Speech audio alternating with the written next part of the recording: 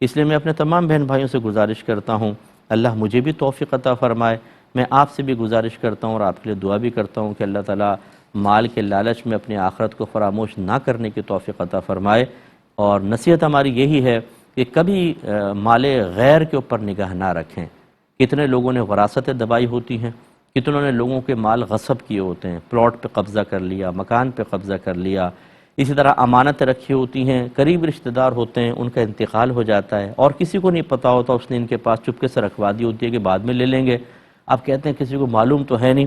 دبا لو، سونا دبا لیتے ہیں، پیسہ دبا لیتے ہیں، حالانکہ وہ وارثوں کا حق ہے۔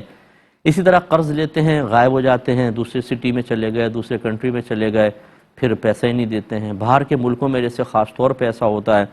کہ لوگ جو ارننگ کرتے ہیں وہ پورا شو نہیں کرتے ہیں گورنمنٹ کے سامنے ٹیکس بچانے کے لیے۔ اب وہ کسی نے قرضہ مانگا، دے دیا، اب وہ قرض دبا لیتے ہیں، صاف انکار کر دیتے ہیں۔ اور وہ شکایت اس لیے نہیں کر سکتا کہ اگر شکایت کریں گے تو گورنمنٹ پہلے یہ پوچھے گی یہ بتاؤ یہ مال آیا کہاں سے اور ٹیکس کیوں نہیں پے کیا، وہ پھر خاموش ہوتا ہے۔ لیکن اس کا بعض اوقات مال حلال ہوتا ہے، اور میں اس کی ترغیب نہیں دے رہا ہوں، ایسے نہیں کرنا چاہیے تھا کہ ٹیکس بچانے کے لیے مال جمع کر لیتے، لیکن وہ اگر اس نے حلال ذریعے سے اختیار کیا تو طیب مال ہے نا،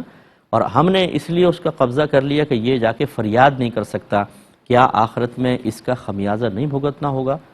اسی طرح کام چوریاں کر کے ہم پیسہ بناتے ہیں، جھوٹ بول کے پیسہ بناتے ہیں، حرام کام کر کے شرابیں بیچ رہا ہے کوئی، ڈرگز بیچ کر پیسہ کما رہا ہے اور ناجائز طریقوں سے پیسہ کماتے ہیں، تو یہ مال کب تک رہے گا؟